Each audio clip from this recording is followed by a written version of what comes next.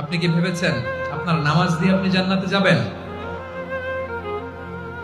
আপনি তাহাজ্জুদ গুজার, সেজদা দিতে দিতে কপালে দাগ ফেলেছেন, এটা আপনারা জান্নাতে নেবে না?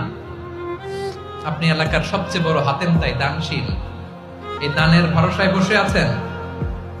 কুশ্চিন কালো আমাদের নামাজ, আমাদের রোজা, আমাদের ইবাদত, এগুলোকে মিজানের পাল্লায় উঠালে কোনো ওজনই হবে না। তবে আমাদের একটা কৌশল জানা আছে, আমরা আল্লাহর রহমতের ভিখারি। আমরা সেদিন আগেই গুনার স্বীকৃতি দিয়ে দেব। আমরা বলবো, আল্লাহ তুমি প্রশ্ন করার আগে তোমার একটা কথা বলি, আমারে কিছু জিজ্ঞেস করো না, আমি সব করেছি।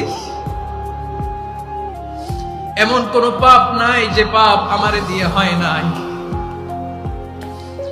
তোমার রহমত দিয়ে তুমি জান্নাতে পাঠাবা, তোমার দয়ায় জান্নাতে যেতে চাই, আমল দিয়ে না। পারবেন বলতে?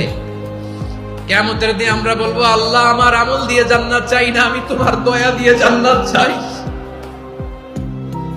তোমার দয়া ছাড়া আমার কোনো উপায় নাই।